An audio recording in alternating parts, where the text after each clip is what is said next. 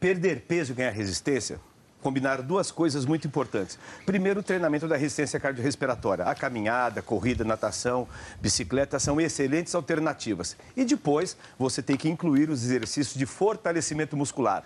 A musculação, a ginástica localizada, alguns exercícios do Pilates são excelentes alternativas para você fazer essa excelente combinação. Diminuir o peso e ganhar músculo. Diminuir o peso, ganhar músculo. Muita gente tem muitos motivos para frequentar uma academia, né? O professor Mauro fez uma pesquisa recente aí, ouvindo 13 mil pessoas, né, professor? 13 mil pessoas. Que estavam na academia. Perguntaram, por que você está vindo aqui? O que você está procurando? A maioria, claro, queria perder peso. E aí, inspirados, a gente se inspirou nessa pesquisa do professor para fazer uma enquete na nossa página na internet, g1.com/bem-estar. g1.com.br/bem-estar. É porque emagreceu, né? Fez exercício, emagreceu, mas perdeu o o certo BR. é assim. Vamos lá, o que leva você a fazer exercício? Vamos ver a resposta. 49%, quase metade das respostas, perda de peso, ótimo. Depois, 27%, sensação de prazer e bem-estar, excelente resposta. 13%, condicionamento físico. E 11% ganho de massa muscular. Fica forte, bacana. É interessante, né, Fernando? Porque o que nós estamos vendo é que o bem-estar está entrando na vida das pessoas, né? Agora, as pessoas também usam exercício porque elas não são satisfeitas com a própria imagem corporal, né? Isso. Você sabe que foi uma outra pesquisa que eu fiz, muito interessante. As pessoas olham no espelho e têm uma visão, que eu chamo da aparência física, só que a sensação é diferente, que é como que ela se sente com o próprio corpo. E é muito interessante porque as pessoas têm uma imagem bastante distorcida do próprio corpo. Então... Antes de dar a resposta, é o seu caso? Qual nota de 0 a 10 você se daria hoje? Sabe qual é a média da nota das pessoas? Fala, professor Mauro. 5,9. 5,9. E um detalhe muito interessante, você que está nos assistindo, as pessoas acima de 60 anos são aquelas que têm a melhor autoimagem. 6,4. 5,9 quer dizer que a maioria das pessoas passaria de ano raspando. Raspando, vai ter que fazer recuperação do próprio corpo. Principalmente o pessoal de 20 a 30? De 20 a 30. É muito interessante. As pessoas entre 20, 30 e 40, que é o grande público que frequenta as academias, os clubes, essas pessoas têm autoimagem com a nota mais baixa. E a gente fica pensando assim, puxa vida, essas pessoas olham no espelho e são tão bonitas, estão na academia, estão no clube treinando, porém, ao perguntar, eles têm uma imagem distorcida, têm uma distorção de imagem corporal. É um desafio muito grande para quem se exercita tentar mudar esta imagem corporal. O bom é que a tendência é melhorar. Os mais velhos se acham melhores, né? Só uma coisa. Exatamente, pergunta da internet. Vamos acompanhar aqui a Karine. Por que saímos com dor muscular quando fazemos exercícios pela primeira vez? É até bom essa dorzinha, né? Ela não é recomendada. Mas é uma dor de dever cumprido, gostosa, né? Gostosa. Veja, Fernando, antigamente a gente falava assim, no pain, no gain. Se você não sentir dor, não funciona. Não é bem assim, né? Essa dor que você sente no dia seguinte é porque o seu corpo foi submetido a um exercício diferente. Por exemplo, se você saltitar ou correr, os seus músculos eles estão alongando e contraindo. Isso é que a gente chama da dor tardia, a dor no dia seguinte, que deve desaparecer depois de 2 ou 3 dias. Então, é a dor pós-exercício. Tá? Isso é comum acontecer. Mesmo atletas e pessoas que treinam, quando fazem um treinamento novo, eles sentem dor. Então, nessa situação, é assim, quando o músculo, por exemplo, se eu estou saltando, né? Quando eu piso no chão, os músculos da barriga da perna, do gastrocnêmio, eles estão alongando, só que eles estão contraindo. A gente chama isso de força excêntrica. Esta é a situação mais dolorosa para o músculo. Então, quem sente dor, seguramente fez um treinamento de força, que a gente chama de força excêntrica. O músculo está alongando, porém contraindo. Então, você tem microtraumas. Esses microtraumas são bons, porque esse microtrauma vai fazer com que seu corpo regenere e crie uma adaptação lá na frente. Em algum momento, essa dor chega a ser perigosa ou não?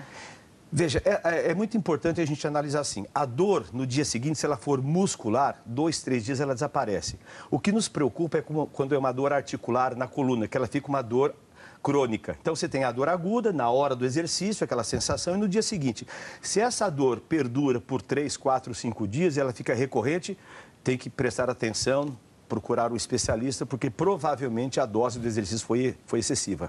Agora, qual exercício fazer, hein? Qual exercício combina com você? Tem algum exercício que você gosta mais? Tem algum que você gosta, pelo menos um pouquinho, assim?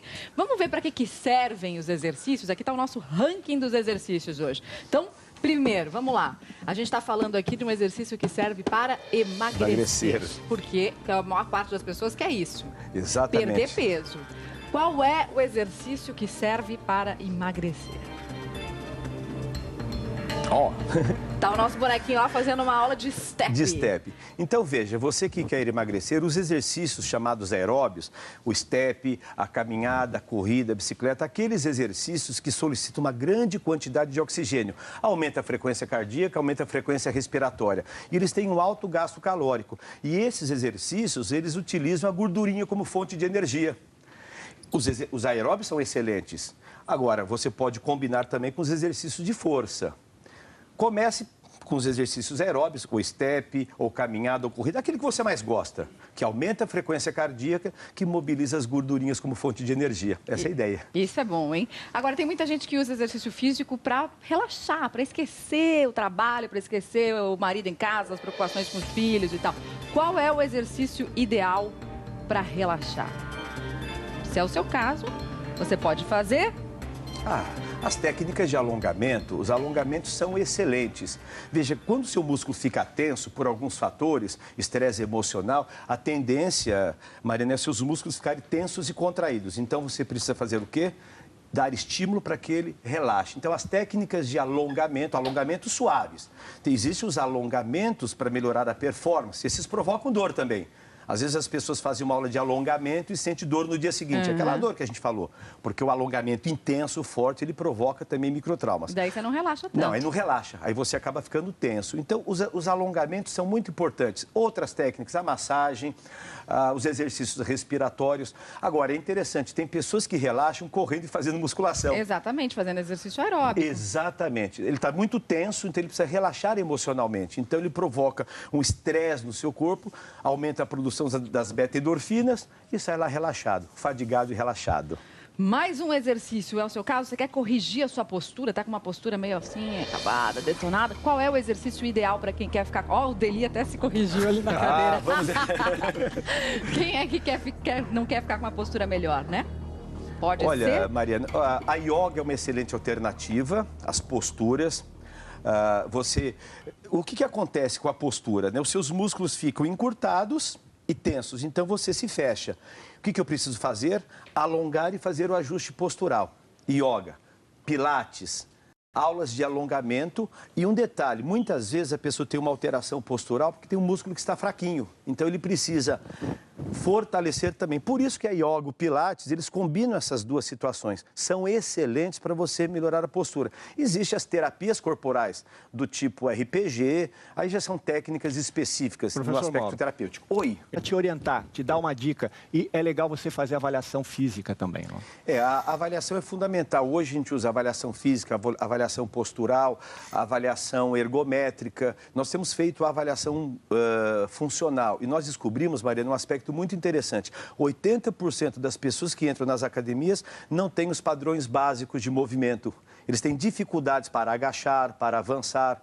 Então, essas pessoas precisariam ter um programa mais adaptado a essas características. Quantos por cento? 80%. Nossa, muito. Eu já avaliei quase 5.000 pessoas nos padrões de movimento, no agachamento, no avanço, no exercício de equilíbrio. Então, é muito interessante. No futuro, os programas das academias deverão mudar para atender essas dificuldades que o professor muito bem levantou. Numa boa avaliação, você consegue identificar esses desequilíbrios, professor. Nós temos desequilíbrios musculares e temos assimetrias. Então, os estudos mostram, se você tem desequilíbrio muscular e assimetria, você tem grande chance de se machucar no exercício. Condicionamento físico? Como fazer para melhorar o condicionamento físico? Tá boa essa música de suspense aqui? Isso é uma posição de balé? Uma posição de balé. Veja, o condicionamento físico, quando nós falamos em condicionamento físico, Maria, nós pensamos em resistência, em força, flexibilidade.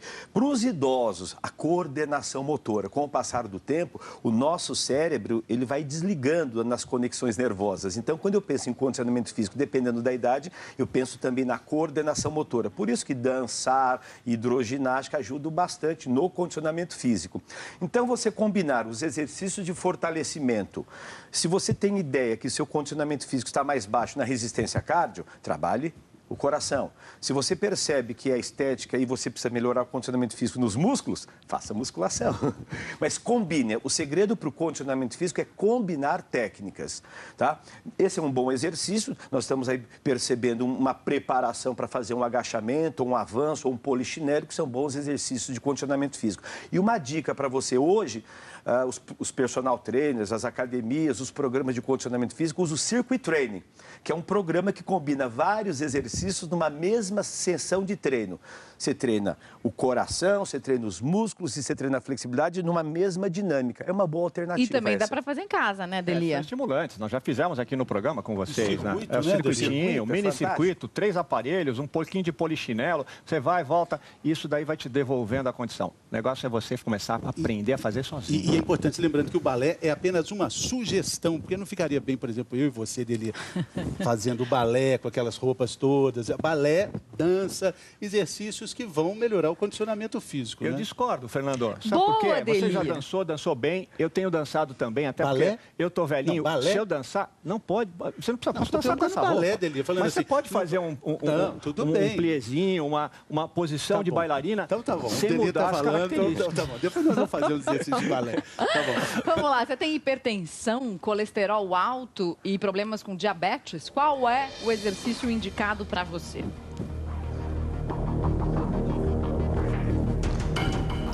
Tá correndo o nosso bonequinho agora. Olha aí, Mariana, veja, isso é muito interessante. Caminhar não custa nada, o professor Delia tem falado aqui, eu tenho acompanhado o programa, falando sobre os benefícios dos exercícios aeróbicos. Uma dica para vocês, muitas pessoas, isso a gente pesquisou também, muitas pessoas começam a se exercitar e são portadores de hipertensão e não sabem. E não sabem. Agora, existe uma hipertensão muito perigosa, que é a hipertensão reativa ao exercício. Nós verificamos que cerca de 20% de um grupo que nós estudamos, eles tinham hipertensão reativa ao exercício. Eles eram hipertensos, porém a pressão subia quando eles se exercitavam na esteira ou na bicicleta. Estas pessoas têm que se exercitar monitorizado por um médico e por um profissional. Então veja, colesterol, diabetes e hipertensão, o exercício aeróbio e a musculação vai ajudar a melhorar os níveis de açúcar no sangue, a ajudar a controlar a insulina e o exercício, ele é hipotensivo. Tá? Na hora que você treina, a reação do exercício agudo é sobe a pressão, normal. E depois o efeito agudo é diminuir a pressão arterial. Porém, faça um exame ergométrico, faça um controle de pressão. Procure um médico antes de começar a se Antes de exercitar, começar, né? essa é uma dica interessante. Última. Vamos ganhar músculo. Quem não quer ficar mais musculoso, mais durinho, mais firme, menos flácido? Bom, esse é a velha e antiga musculação, sabe, Mariana? É muito interessante, as pessoas acham que ganhar músculo é treinar muito. As pessoas que ganham muito músculo, eles não treinam muito. Ganhar músculo é 30% de treino, 60% de alimentação e 10% de descanso. Às vezes as pessoas querem ganhar músculo e treina hoje, treina amanhã. O músculo, ele cresce quando descansa. Quando você está treinando, você tem o catabolismo, você cataboliza, você destrói a musculatura. Quando você come e você descansa, o seu músculo regenera. Se você quer ganhar músculo, preste atenção, não precisa treinar muito. Os fisiculturistas, eles treinam 1h30. Muita intensidade e muita qualidade. E às vezes as pessoas treinam demais, comem errado, não comem carboidrato e acabam o quê? Catabolizando. Eles acabam fazendo a musculação, fazendo aeróbica, quer ganhar músculo, e na verdade eles estão consumindo a massa muscular. Esse é um erro clássico. Uma coisa que eu pude observar em relação à musculação, professor, é que muitas pessoas vão ficando fracas, menos movimento, mais sedentárias, e essas pessoas não percebem que elas estão com a perna fraca. A perna fraca, quando você fortalece a sua perna, você aumenta o seu ânimo, você aumenta a sua motivação.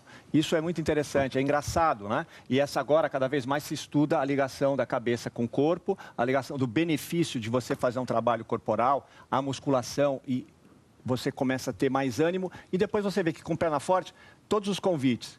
Vamos até ali? Você vai. Vai fazer compra? Eu vou. Se eu estou com a perna fraca, não, né? Eu vou desistir. Então, é muito interessante essa possibilidade. Né? Senhores, hora de saber o que acontece no Brasil e no mundo. Nessa manhã de sexta-feira, Globo Notícia com notícias desse engavetamento que aconteceu na Imigrantes aqui em São Paulo, envolvendo mais de 200 carros. Um acidente seríssimo, considerado um dos grandes e mais importantes acidentes do Brasil. Sandra Nemberg, outras informações sobre esse acidente? Oi, Fernando, bom dia a todos. Bom dia. Pois é, um engavetamento gigante. E o Bem-Estar vai fazer uma pausa? Exatamente, daqui a pouquinho a gente volta, fique aí.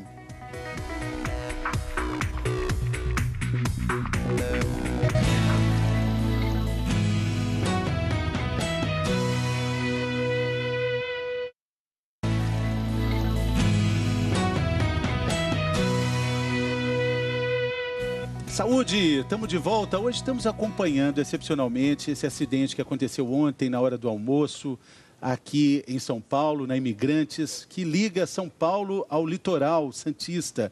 Acidente de proporções imensas, 200 carros. Ainda não se tem o número exato dos veículos envolvidos. Estamos acompanhando as informações que chegam. Sandra Nepon, com isso, nós vamos ficando por aqui. Muito obrigado, Delia, professor Mauro. Vamos voltar a esse tema futuramente para falar de exercício, como começar, como dar o início, o pontapé inicial para se movimentar. Notícia boa, não pode faltar, Mário? Qual é a notícia boa? Hoje é sexta-feira, mas dirija com cuidado, hein? Cuidado com a neblina, com as pistas escorregadias, cuidado na direção e se cuida também. Espalhe as dicas do Bem-Estar dessa semana e a gente se vê de novo na segunda-feira. Até lá.